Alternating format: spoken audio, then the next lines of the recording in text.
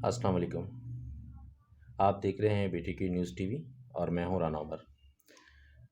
कल जमात इस्लामी की press conference हुई जिसमें जो है बहरिया टाउन और जमात इस्लामी के दरमियान जो एग्रीमेंट हुआ है उस एग्रीमेंट की डिटेल हमें मिली कि जो एग्रीमेंट हुआ है उस एग्रीमेंट में क्या कुछ मामला तय पाए हैं, किन नुकात पर बात हुई है और कौन से मामला किस तरह एडजस्ट किए गए हैं और किस तरह एडजस्ट होने हैं। इस एग्रीमेंट पर जमात इस्लामी और चेयरमैन बहरिया टाउन मलिक रियाज साहब के सिग्नेचर भी मौजूद हैं और वो जो कमेटी जो दोनों अतराफ़ से बनाई गई थी उस अतराफ़ की उस कमेटी की निगरानी के अंदर सारे मामलात हुए हैं।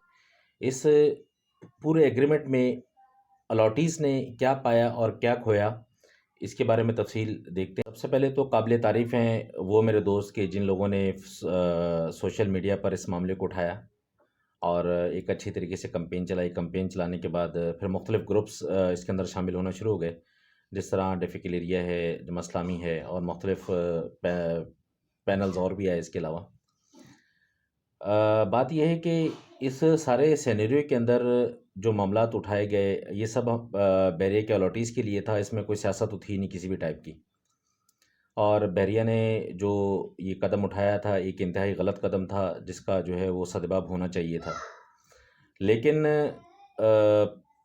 इस पूरे प्रेस कॉन्फ्रेंस के अंदर एक बात जो मैंने देखी है, कुछ इसके पॉजिटिव पहलू हैं, कुछ इसके नेगेटिव पहलू हैं। पॉजिटिव पहलू ज़रा पहले जिक्र कर लेते हैं हम। पॉजिटिव पहलू के अंदर ख़ास तौर पर बहरिया अलॉटीज़ के लिए जो रिफ़ंड वाला मामला है, रिफ़ंड वाले मामले को एक कदरे उसका एक जो ना वो सेटिंग तैयार की गई है कि वो 6 महीने के अंदर जो है ना वो सारे मामलात क्लियर होंगे और जो भी अलॉटी अपना रिफ़ंड लेना चाहता है तो उसको रिफ़ंड ईज़िली हो गया। जिस तरह पहले मतलब प्रीवियस अगर रिकॉर्ड देखा जाए बहरिया का, तो रिफ़ंड वाले मामले के अंदर इतना इतना कोई अच्छा बहरिया का जो है वो ट्रैक रिकॉर्ड नहीं है। प्रीवियस रिकॉर्ड को अगर देखा जाए, पेमेंट वापस करने के हवाले से बहरिया का इतना ख़ास कोई अच्छा रिकॉर्ड नहीं है। लेकिन ये कि कल जो मामलात हुए इस एग्रीमेंट के तहत इंशाल्लाह जो है उम्मीद ये की जाती है कि जो एग्रीमेंट हुआ है, इस एग्रीमेंट पर बहरिया टाउन अमल करते हुए जो अलॉटीज़ के लिए जो रिफ़ंड वाले मामलात हुए थे पिछले उसमें जो रिफ़ंड केसेस जमा हुए, जिनको चेक्स मिले, तो उनके मामलात आसान होना शुरू हो जाएँगे कि उनकी जो पेमेंट्स हैं उनको मिलना शुरू हो जाएँगी। जिन लोगों को चेक्स अभी तक नहीं मिले, उनको भी मिलना शुरू हो जाएँगे और जो रिफ़ंड लेना चाहते हैं तो उनके लिए भी आसानी है। ये एक अच्छी बात है। दूसरा ये कि इसके अंदर जो पेंडिंग प्रोजेक्ट्स हैं जैसे ख़ास तौर पर पैराडाइज़ है, बेरी हाइट्स है और गौफ़ के जो मामलात हैं, इस तरह की जो चीज़ें हैं, ये भी एक अच्छा कदम है। इसके बारे के इसके अंदर भी जो है ना वो काफ़ी समझ लें कि जो सेटलमेंट हुई है, इसमें उम्मीद है कि इंशाल्लाह ये भी एक अपने उसमें आ जाएगा। तीसरा जो लोकेशन है, ये ऑलरेडी मलिक साहब इसके बारे में बता चुके हैं कि जो ओल्ड BTK के अलॉटीज़ हैं, ख़ास तौर पर न्यू क्रिसेंट्स जितने भी हैं 29 ABCD 32 ABCD 33 ABC और इसके अलावा 25A 26A 26 और 28 का जो आउट ऑफ बाउंड्री है और जो जितने प्रेसेंट्स आउट ऑफ बाउंड्री हैं इनके बारे में जो है वो मामलात ऑलरेडी पहले ही हो चुके हैं।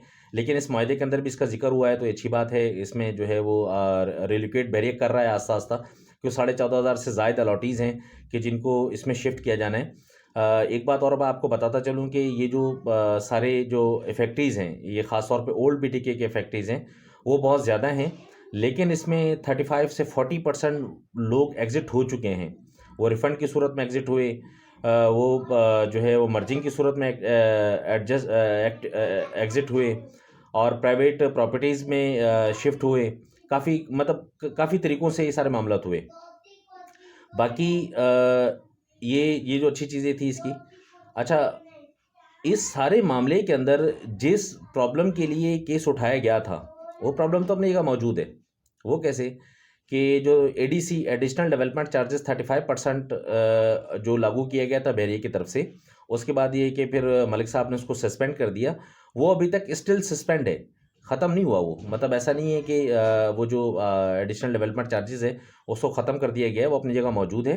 वो बाहिमी मशावरत के साथ दोनों पार्टियों की या अलॉटीज़ के साथ जो भी मामलात होंगे वो करने के बाद इसको तय किया जाएगा। और मेरी इन्फॉर्मेशन ये है कि 15 to 20% जो है वो एडिशनल डेवलपमेंट चार्जेस किस्तों की सूरत में या फिर जो है वो फिक्स कर दिया जाएगा, वो अलॉटीज़ को पे करना पड़ेगा।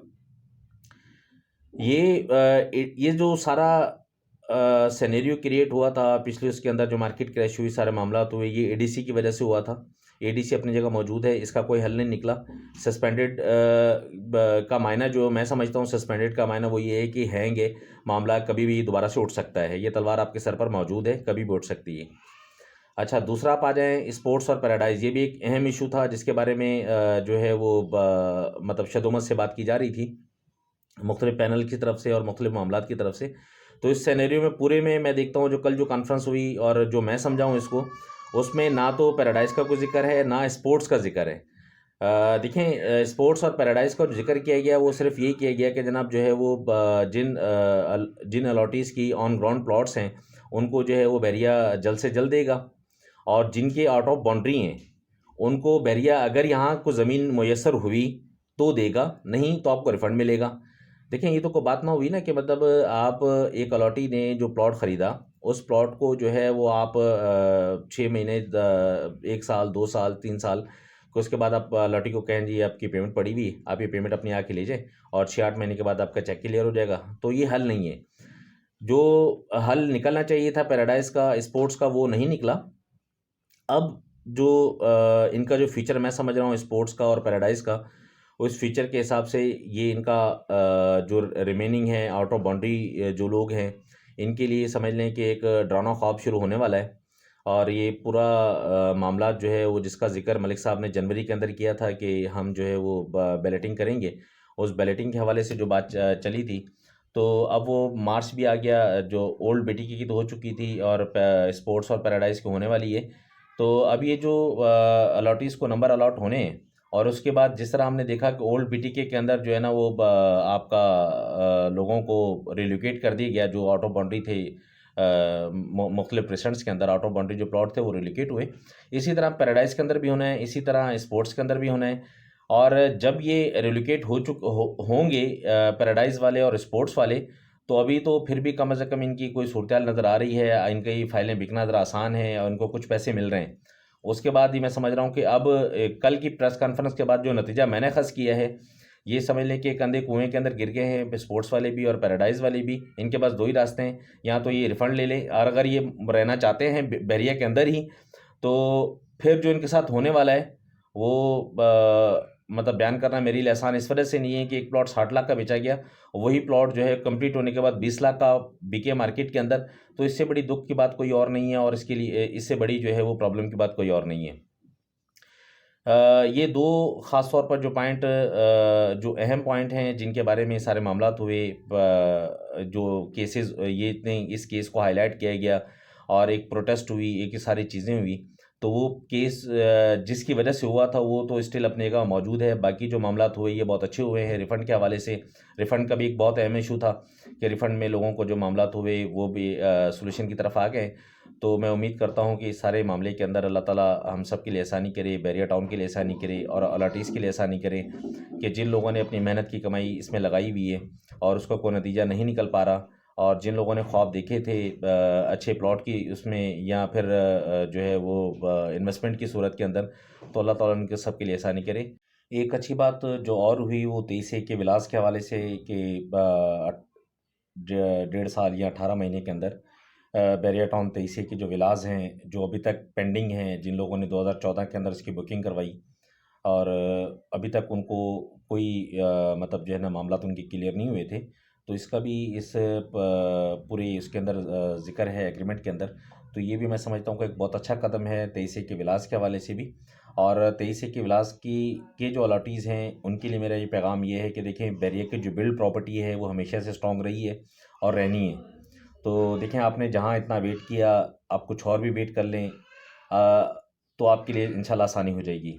वैसे अगर हम मार्केट कंपेयर करें तो बैरिया ने आपको 200 गज़ का जो विला दिया था वो 49 लाख का दिया था, अगर हम डिस्काउंट नहीं काटते तब भी।